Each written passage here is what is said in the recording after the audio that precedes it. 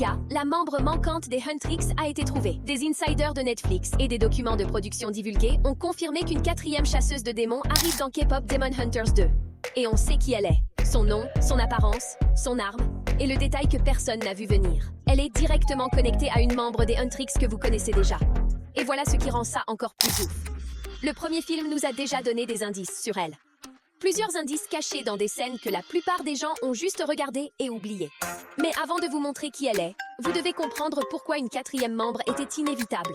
Parce que la fin du premier film a déjà prouvé que 3 chasseuses n'étaient jamais suffisantes. Vous vous souvenez de la fin du film? Les Huntrix battent Weima. Un nouveau Han-Moon apparaît. Tout le monde célèbre. Mais regardez les couleurs. Ce Han-Moon n'est pas doré. Il est arc-en-ciel. Ce qui veut dire que Weima et les démons existent toujours. Le Han-Moon doré n'a jamais été créé. Et voilà le détail qui change tout. Depuis la toute première génération de chasseuses, il y en a toujours eu 3. 3 filles, 3 armes, 3 contre le monde des démons. Et pas une seule génération n'a jamais créé le Han-Moon doré. 3 n'était jamais suffisant. Une 4e chasseuse a toujours été la pièce manquante. Et maintenant, on sait exactement qui elle est. La plupart des fans supposent que la 4e membre sera un nouveau personnage au hasard. Quelqu'un que la suite introduit de nulle part. Mais c'est pas ce que disent les preuves. Retournez au clip de Brian. Le backstory de chaque membre des Huntrix est montré. L'héritage des monts de Rumi, la famille rebelle de Mira. Mais le backstory de Zoé a un détail caché dedans que presque tout le monde a raté. Pendant la partie de Zoé, elle est tirée des 2 côtés, vivant une double vie. Mais regardez les mains.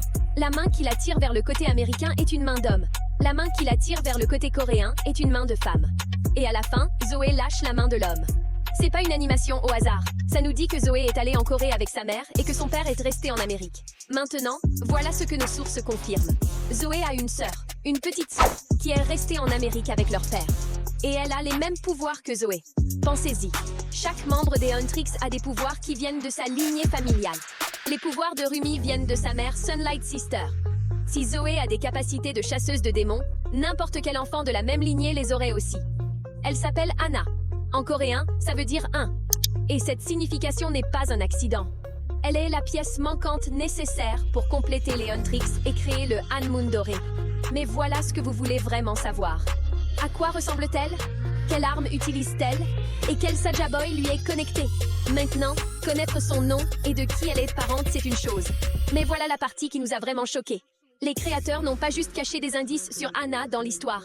Ils ont caché des indices dans les designs des personnages eux-mêmes. Chaque coiffure, chaque couleur de cheveux, chaque arme dans tout le film suit un système. Et quand vous appliquez ce système à Hana, il révèle exactement à quoi elle ressemblera dans les moindres détails. Et tout commence avec ses cheveux.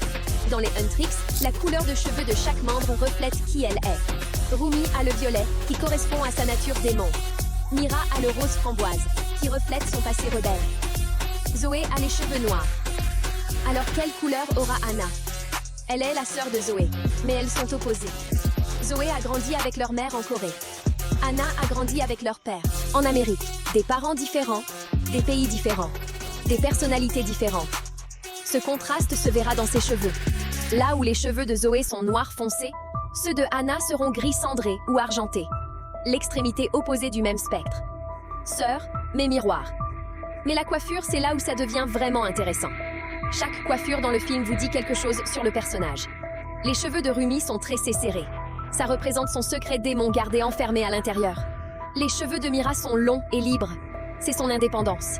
Zoé porte des chignons, une énergie légère et enfantine. Anna aura une coupe Im avec une frange droite. Et c'est pas une supposition au hasard. Une coupe Im se traduit littéralement par coupe princesse en coréen. Ça vient des coiffures des femmes nobles.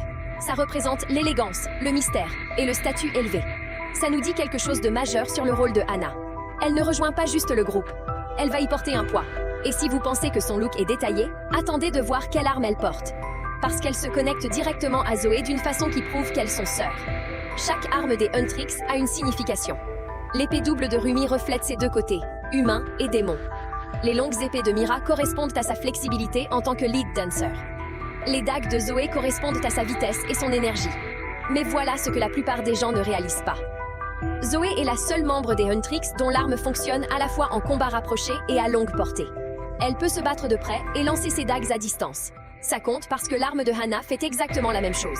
Hana utilisera un chakram, une lame circulaire. Elle fonctionne en combat rapproché et peut être lancée à longue portée. La forme circulaire représente l'équilibre et la perfection, ce qui correspond à son rôle de pièce manquante qui complète le groupe. Et c'est la preuve qui scelle tout. Les deux seuls membres avec des armes double portée sont Zoé et Hannah, des sœurs avec des armes qui partagent la même nature. Les créateurs ont conçu cette connexion dans le système de combat depuis le début. Mais si vous pensez que la connexion des armes est forte, le prochain détail est à un niveau complètement différent. Parce que Hannah ne se connecte pas juste à Zoé, elle se connecte à un des Saja Boys. Et cette connexion va créer le plus gros problème de toute la suite. Voilà ce qu'on sait sur les Saja Boys et les Huntrix. Chaque membre a une connexion. Rumi et Jinu. Mira coincée entre Abby et Romance. Zoé a des sentiments pour Mystery. Ça laisse un seul Saja Boy sans correspondance. Baby Saja. Et c'est là où les preuves s'alignent parfaitement.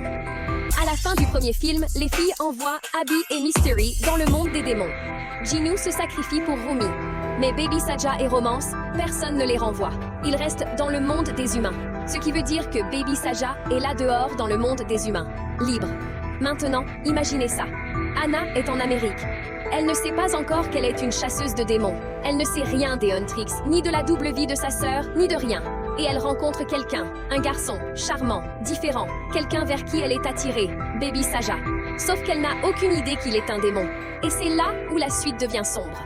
Parce que si Hannah tombe amoureuse de Baby Saja avant de rejoindre les Huntrix, tout change. Tout l'enjeu du Hanmoon doré, c'est de sceller le monde des démons pour toujours. Mais si Hannah aide à créer le Hanmoon doré, elle perd Baby Saja de façon permanente. Choisir le devoir et perdre l'amour. Choisir l'amour et les démons gagnent. C'est pas juste un sous-intrigue. Ça pourrait être le conflit central de K-pop Demon Hunters 2. Alors résumons tout. Hannah, la petite sœur de Zoé, élevée en Amérique par leur père après la séparation de la famille. Cheveux argentés, coupe Haim, silencieuse et mystérieuse, portant un chakram qui reflète le style de combat double portée de Zoé. La quatrième membre manquante nécessaire pour créer le Hanmoon doré et vaincre les démons de façon permanente.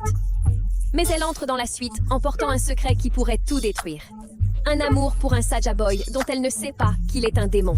Et au moment où elle découvre la vérité, elle devra choisir entre son cœur et le sort de tout le monde des humains. C'est l'histoire vers laquelle K-pop Demon Hunters 2 se construit. Et honnêtement, on n'est pas prêt. Maintenant, si vous n'avez pas vu notre breakdown de l'autre nouveau personnage qui arrive dans la suite, vous devez le regarder maintenant. Il y a une toute nouvelle membre des Huntrix confirmée par des insiders Netflix et elle a une connexion directe avec Rumi qui change toute la franchise. Cette vidéo est à l'écran maintenant.